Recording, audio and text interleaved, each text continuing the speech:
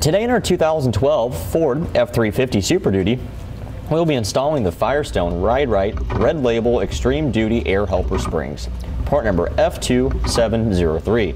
All right, now before we get started with our airbag install here, we want to get a couple measurements of what our truck is at factory ride height with no weight in the bed at all. This will give us a good ideal comparison of what the airbags are going to do for us once they're installed and we have a large amount of weight in the bed of the truck. So let's go through the center line of the rear wheel here up to the fender well, and we're about 44 inches. So we'll keep that in mind for a comparison. We'll do the same on the front. Okay, in the front here we're about 41 inches. We'll record this measurement as well because when you have a large amount of weight in the bed of your truck, the back end sags and the front end rises a little bit. Not only does that affect your headlight angle here, but it affects your braking ability, your steering and handling ability, but also increases your tire wear on the front a little bit more because your tires start to camber out like this, and you get what's called positive camber, and that will cause you to wear the outer side of your tires quicker than the inner. All right, now with a large amount of weight in the bed of our truck, we'll retake some measurements here to see on stock suspension how it's affected. Okay, we're down to about 42.5 inches in the back.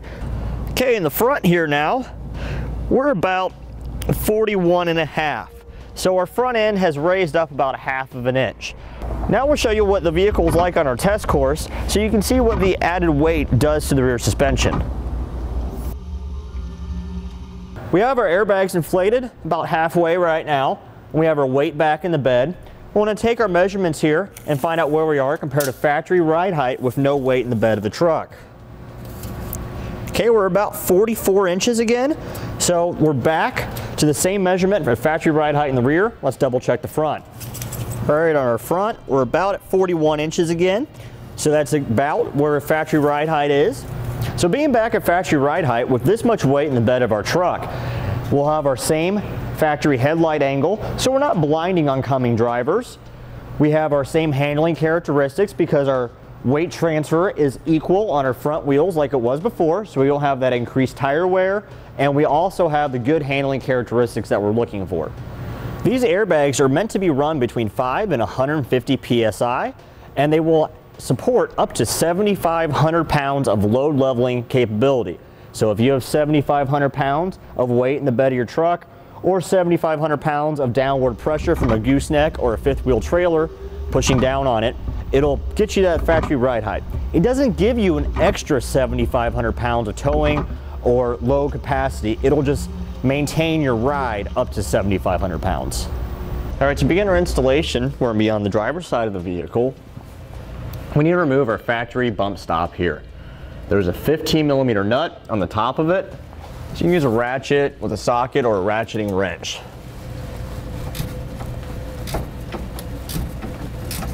Okay, once you get it down a certain amount, the pin that locates the bump stop into the frame becomes loose. So you have to push up on the bump stop in order to loosen the nut the rest of the way, or hold it in place with a pair of channel lock pliers. All right, now that we have our bump stop removed, on trucks that are equipped with a diesel engine, we have this bracket here that holds our diesel exhaust fluid tank in place. There's a bolt right here that we have to remove. Now normally this bolt would just come out from the other side of the frame. You just take it straight out, not a big deal, and you pop this clip off here too. However, this truck that we're working with here today has an aftermarket gooseneck hitch.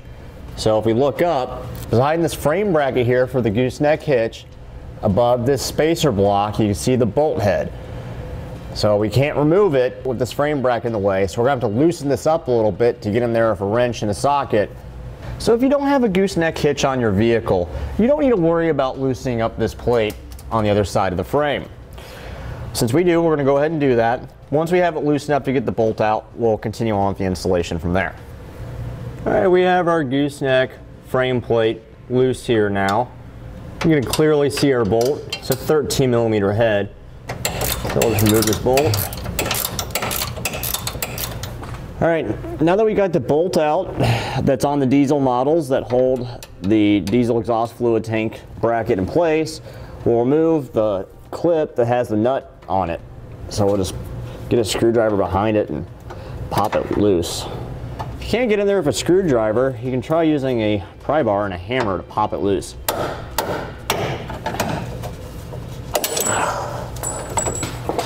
Okay, with that bolt clip all the way removed now, we'll take our driver's side bracket for the frame.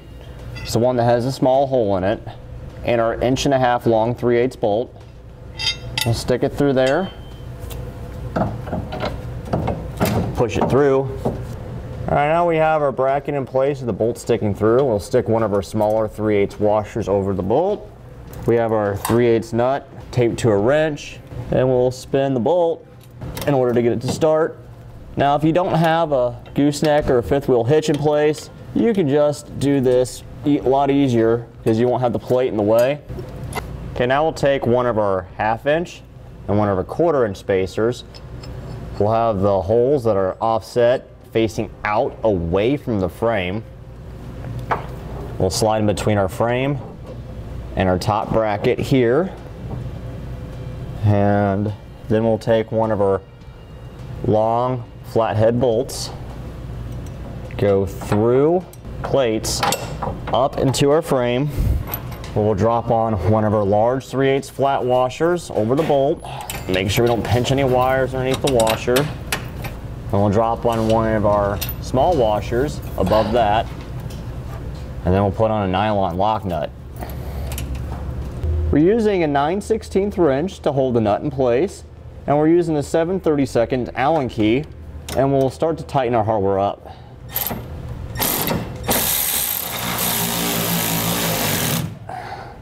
All right, for the top one, we'll do a 9/16 wrench to hold the nut in place and a 9/16 socket to tighten the bolt up.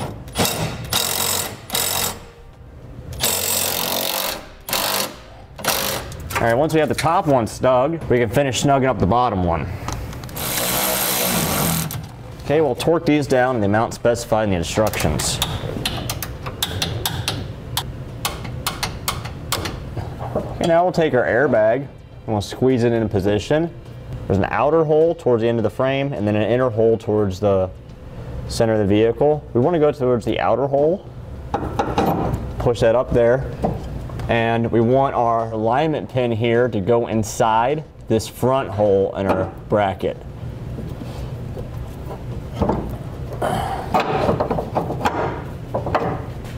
We'll place a lock washer on top of the stud that goes to the bracket, and we'll thread on one of the 3/4 nuts onto there.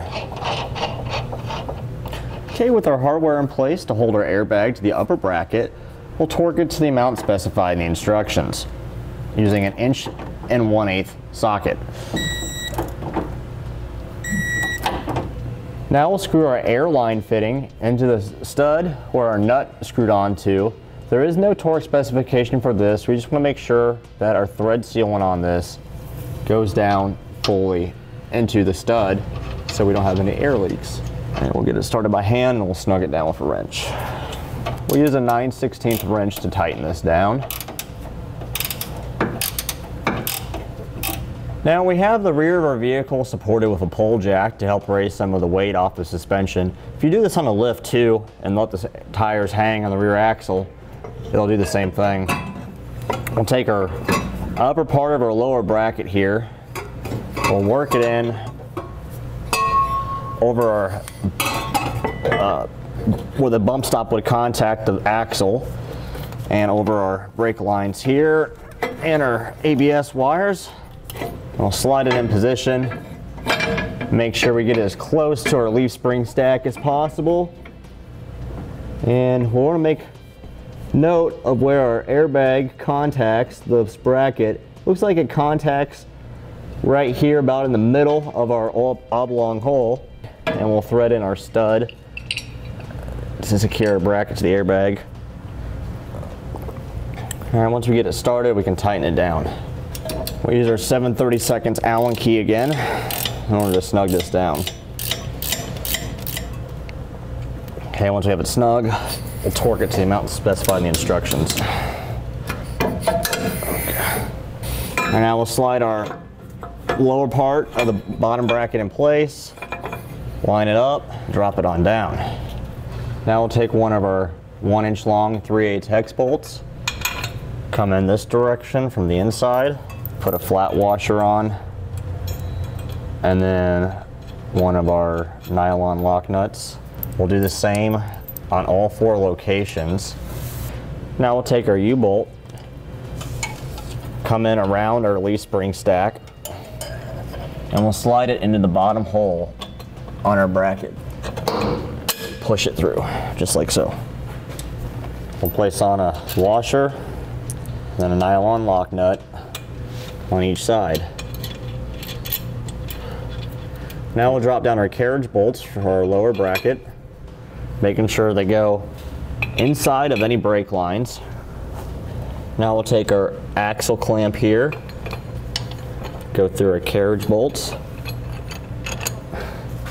Once we have that through, place on our flat washer again, and then another nylon lock nut. Do the same on both sides of it. Okay, we'll start tightening down all of our hardware, going evenly.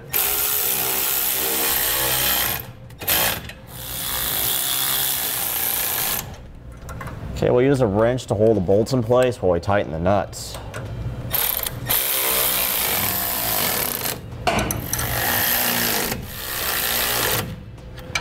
Okay, now that we have all of our hardware snugged down, we can tighten it down the amount specified in the instructions. Again, we want to do this evenly, so we'll do a little bit on one,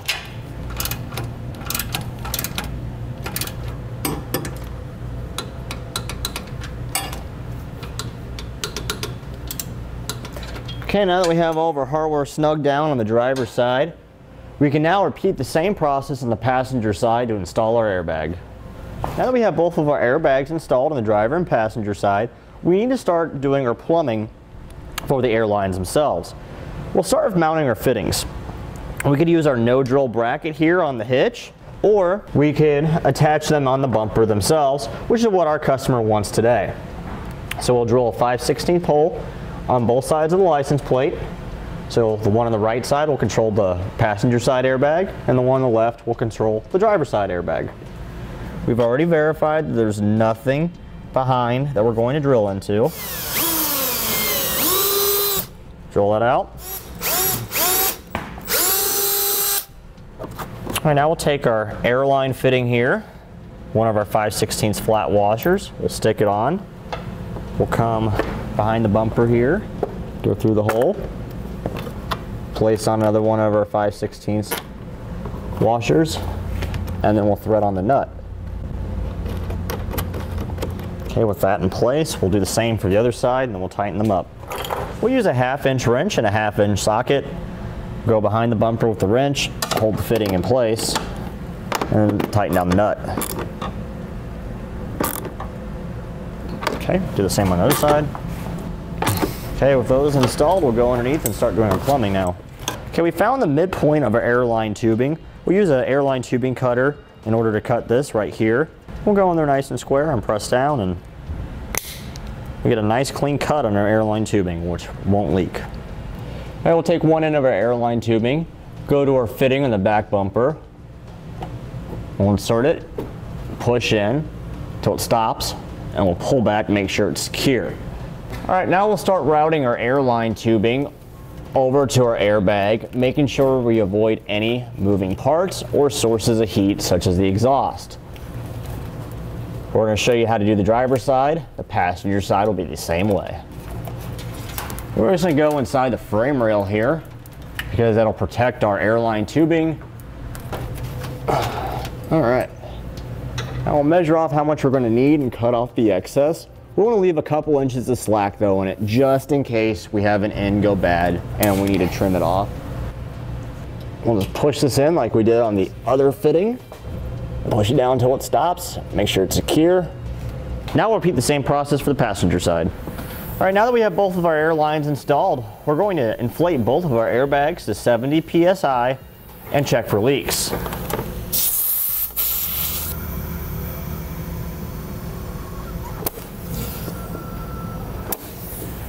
Okay, they're both fired up. We'll check our pressure.